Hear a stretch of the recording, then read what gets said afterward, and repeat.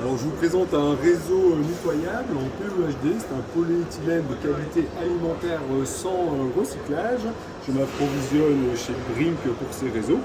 La particularité de ce réseau, c'est qu'il est souple pour suivre le plan de l'architecte, mais suffisamment rigide pour ne pas s'écraser ou être écrasé lors de la phase secondaire des travaux.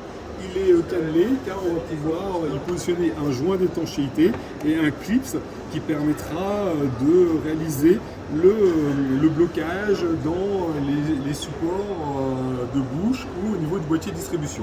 Et sa paroi intérieure est antistatique, elle est seulement lisse pour être nettoyée par écouvillonnage tous les 10-15 ans. Donc dans cette petite maquette, je présente différents types de réseaux. Ici, on a un réseau circulaire diamètre 90. Ici, un réseau plat qui permet de passer un débit aussi important que sur le réseau circulaire.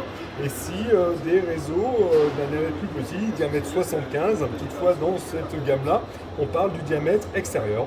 Donc on trouve ici un petit boîtier de distribution, notre réseau pieuvre, c'est-à-dire que chaque bouche a sa gaine, il n'y a pas de circulation du bruit d'une pièce à l'autre par le réseau de ventilation, parce que nous ne sommes pas par dérivation, et on trouve des supports de bouche. Donc sur support de bouche, on peut avoir plusieurs piquages. Lors du dimensionnement de l'installation, on va y raccorder 1 à 2 gaines, notre objectif étant de ne pas dépasser 3,5 mètres par seconde. Ce réseau, avec 14 cm dans le faux plafond du rez-de-chaussée, entre le dessous de la plaque de plâtre du plafond et le dessous de la solive, nous permet de loger les supports de bouche et les réseaux. Donc on va insuffler à l'étage au sol, en utilisant des petites grilles en inox comme ça, et insuffler au plafond. Alors ici dans ma maquette, cette bouche a été positionnée latéralement.